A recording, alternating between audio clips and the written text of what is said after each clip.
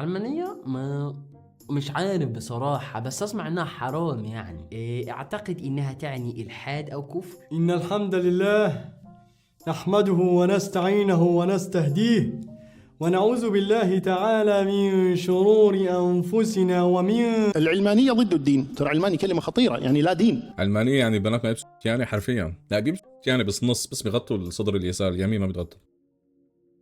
أنا مع قصة ولا زلت أصر على نقطة أنه لازم يكون في فصل ما بين الدولة، ما بين القانون، وما بين أي أديان أو طوائف أو مذاهب، بغض النظر عن عدد معتنقي هيدي المذاهب بقلب الجمهور. لما بتقول فصل الدين عن الدولة، هي كلمة شوي يعني مستخدمة بشكل شائع، لكن ليست بالضرورة هي كذلك العلمانية. العلمانية ليست بالضرورة فصل الدين عن الدولة، وإنما فصل التشريعات المطلقة عن الدولة. أي نوع من أنواع التشريعات التي لا يجب الطعن فيها ولا يمكن الطعن فيها بالأحرى، نعم، أي نوع من أنواع التشريعات التي لا يمكن الطعن فيها هي معاكسة للعلمانية. يعني على سبيل المثال بشار الأسد، هل كانت علمانية بوجوده الحكومة؟ لا، ليست علمانية، لأنه في عندنا مصدر واحد للتشريع بيقول اللي بده إياه وما حدا بيقدر يخالفه. هذه ليست العلمانية. شو عندنا كوريا الشمالية اليوم بوقتنا الحالي نفس الشيء، في عندنا شيء مشابه الإله قاعد على كرسي، أي شيء بيقوله بيصير بالحرف من دون أي معارضة، هذا ضد العلمانية. فالصدف من سوء الحظ يا صديقي إنه الدين أيضا هو من الأشياء التي تشرع ولا يمكن الطعن بالتشريع تبعها، فبتنزل تحت قائمة معاكسة للعلمانية. فالعلمانية ليست بالضرورة فصل الدين عن الدولة، وإنما فصل أي تشريع لا يمكن نقده أو النقاش فيه عن الدولة، لأنه اتضح منه دائما بيفشل لما بنجيب تشريعات لا يمكن نقده والنقاش فيها، دائما بتفشل المجتمعات. ما بالضرورة إذا بيقول لك إنه نحن عندنا غالبية مسلمة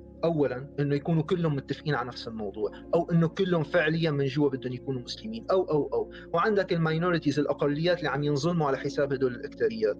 وضمن يعني لا تخيل مثلا بمصر يا أخي أو بسوريا قد إيه في ناس محسوبين كمسلمين بس هن ملحدين، هن لا دينيين، هن علمانيين، هن كذا. طيب قد إيه في ناس من قلب المسلمين بقى أشوف كم طائفة وكم سردة وإخوان وسلفيين وما بعرف مين وكذا وكذا.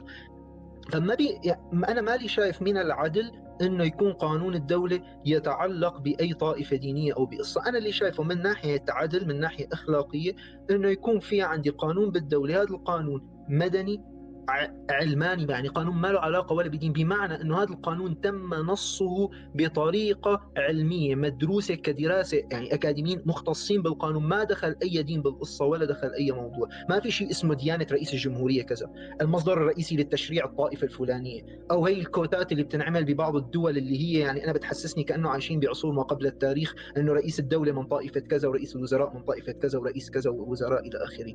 هذه الامور لازم نكبها، هي كلها تبطل. عندك كواليفيكيشن، عندك مؤهلات تناسب هذا المنصب، تفضل اهلا وسهلا، مؤهلات تناسب منصب. هذه النقطه الوحيده اللي احنا لازم نهتم فيها. لما نقول نحن كلمة إبعاد الدين عن الدولة، أغلب الناس تسمعوا بأنه أنت بدك تتسكر الجوامع وممنوع تقول ميري كريسمس وممنوع تصوم رمضان وممنوع، يا روحي أبدا. أغلب الناس هلا اللي طالعين السوريين اللي عاشوا بأوروبا شافوا إنه ما في هيك شيء. أنت علمانية معناتها أنت بتعمل اللي بدك إياه بحريتك الشخصية من دون ما تأذي أي حدا، وبتعبد اللي بدك إياه وما حدا بيقدر يمنعك أصلا. بالعكس العلمانية هي أفضل من السلطات الدينية، لأنه بتسمح بتكافؤ ديني للجميع. لما بيكون الدولة إسلامية رح ينظلم المسيح وينظلم الفلاني والإعلان وينظلموا الأديان الثانية، لأنه بكل بساطة الدين مبني على أنه أنا صح وأنت غلط. فقد ما عملنا معهم أصدقائنا وأهل ونفس الرب عندنا ونفس الرسول ومنآمن بعيسى ومنحبه، كل هالكلام ما بيفيد، لأنه بالنهاية في أعلون صديقي، في حدا فوق وفي حدا داير باله على اللي تحته. العلمانية بتساويكم كلياتكم مثل بعض، والكل عنده الحقوق نفسها بالدين، أي حدا بيحق له يعبد اللي بده إياه، مهم ما يأذي الثاني. فعشان هيك بتنجح العلمانية صديقي. شو بقى بدك تلبس، شو بدك تسوي، هي حريه. انا برأيي شخصيه ببيتك شو بدك تعمل،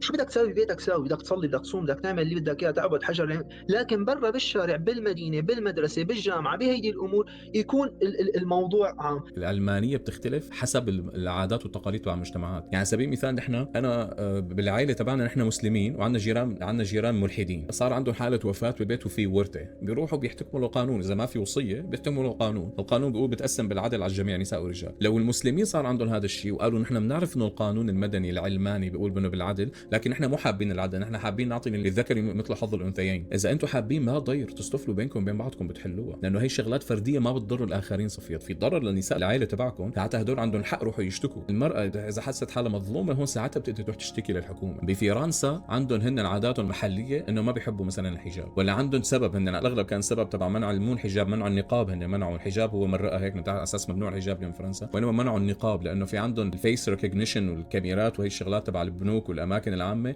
شان التقليل من الجرائم والمشاكل، لازم يكون اي حدا بيتصور بهي الاماكن العامه نعرف مين هو. فمنعوا النقاب على اساس انه هو نوع من انواع القناع، مثل ما مانعين القناع ممنوع النقاب ايضا. ما فيك تفوت انت تلبس قناع تفوت على البنك اليوم بفرنسا، نفس الشيء ما فيك تحط نقاب. فالعلمانيه شلون بتشتغل اخي سراج؟ تعال نحطها هلا نفسها بسوريا، هل معناتها كمان نشيل النقاب؟ الاجابه لا، لانه العادات والتقاليد تبع المجتمع ما عنده مشكله مع النقاب، وحتى ولو كان وجود النقاب على حساب الامن، بمعنى انه اي حدا فات على البنك عمل مشاكل وما عرفناها للمخلوق انه لابس نقاب، الشعب بجوز لك ما بهم، نحن مستعدين ندفع تكلفه اللا امان البنكي كرمال نسواننا يكونوا لابسين نقاب، لانه من حقها اي امراه بدها تلبس نقاب تلبسه. هذا اللي بيصير صديقي. سراج عم يتكلم كانه مره ثانيه هو مو فاهم ايش يعني علمانيه. اخ سراج مفكر العلمانيه حرفيا كتاب موجود بقرن معينه، ما فيك تقول على دوله علمانيه الا لتاخذ معلومات هذا الكتاب نفسه نسخ لصق من دون ما تعمل اي تعديل. مو هيك يا روحي. لكن هي من يوم لمجتمعاتنا نحن بدنا نصوت عاطفيا وديا لدوله اسلاميه، ونحن الاغلبيه ولحد خافوا على هويتكم، لكن اللحظه اللي بتعرض عليه يطلع يهاجر على دوله علمانيه بيمسح الاراضي. مشان خدني وين بدك، بقعد ساكت بتعلم لغه وبشتغل وبدفع ضرائب، شو بدكم؟ كل شيء مالي متعود عليه بعمله، كل شيء جاهز، بس خدوني.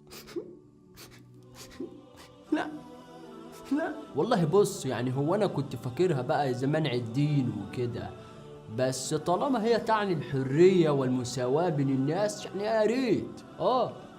الدين يا اخواتي، الدين انه يضيع من بين ايدينا. نفسي بعمل اطبق ولا بص، يعني هو انا كمسيحي نفسي المسيحية اللي تحكم وتكون اساس الدولة، لكن لان احنا اقلية في دولة اسلامية، اقلية مسيحية، وبنعاني من الاضطهاد والعنصرية في بعض المناصب والوظائف الحكومية او السياسية، فانا اعتقد ان انا بدأت افهم اهمية العلمانية، لان احنا نفسنا نتساوى بالمسلمين، لذلك نفسي يا ريت نطبق العلمانية فعلا. يا اخواتي في الله، ما ينفعش نسيب كل واحد يحر يعمل اللي هو عايزه كده. مش عايزنا نسيب الشيعي يبقى شيعي عادي كده، نسيب المسيحي يبقى مسيحي ويتساوى بالمسلمين، عايز الملحد يبقى ملحد عادي كده بدون ما نقتله. ليه احنا للدرجة دي متخلفين؟ والله انه يحصل ده. هين زمن الصحابة، هين زمن خالد بن الوليد حينما قطع رأس مالك بن النويرة وشوى رأسه وأكلها ثم نام مع زوجته. أين أنت يا خالد لتكس رقاب هؤلاء الكفار الصليبيين الذين يريدون أن يتساهوا بنا؟